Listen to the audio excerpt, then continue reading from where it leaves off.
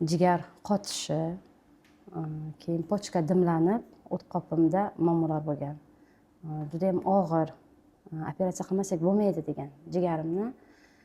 Keyin bu ganoni ishonib ishonmay ichib zo'r natija olganman. Hozirgi vaqtda men jigarim ham top-toza, o't qopim ham, pochkamda ham muammolar yo'q. Lekin bu natijalarimni o'zimni yaqinlarim bilib, ular ham hozir iste'mol qilib, natijalar juda ham zo'r. Boshida ishonmagansiz? Yo'q, ishonmaganman. O'zim biznes uchun ishlaganman-u, hattoki o'zim ichmaganman. Uyqusizlik bo'lganmanda, mana shu choyini bitta bir nimasini ichib, bir pachkasini, donasini ichib, sirazu o'sha kuni uxlaganman-da, uyqum joyiga birdan tushgan. Bir kunda uyqu joyiga tushgan. O'zi sohangiz nima bo'lgan o'zi? O'qituvchi. Qaysi boshlang'ich o'qituvchiman, lekin bog'chada ham ishlaganman-da. Ko'p kompaniyalar bor-da. Nimaga imенно Gano? Kim tanishtirgan? Qayerdan bilgansiz shunaqa joy borligini? Bu Ganoni men o'zi asli samarqandlikman. Toshkent biza harbiy biza Toshkentga kelib qolganmiz. Keyin o'sha qo'shnim Zilola Mamatxo'rova o'sha kishi tavsiya qilganlar. Shu Ganoni to'g'ri ishonmaganman. Buni men yaqinlarimga ham aytmaganman.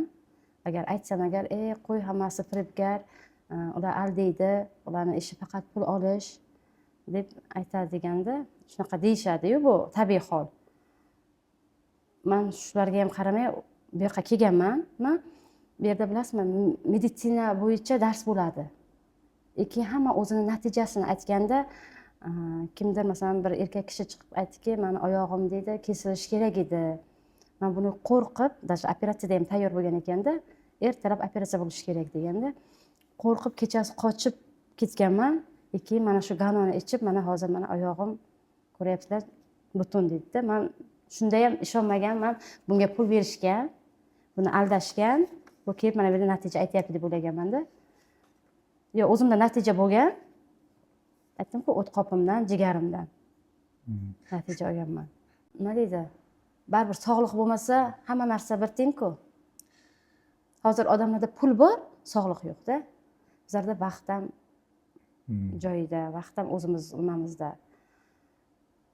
Vaqt erkinligi bor bu yerda ham. Hamma narsa, nima deydi? Hech narsa abadiy emas ekanda. Shu narsani mana ham bu yerda bilasizmi, aurasi yaxshi. Bu yerda insoniylikni, o'zini qadrini o'rgatar ekanda. O'z qadrini. Bu yerda deganingiz qayerda? Ganoda. O'zimni qadrlashni o'rgandim. Ganoda kelib. Inson qadrini o'rgatar ekan. Oldin masalan, nima deydi? Dunyo hech narsa abadiy emas ekanda.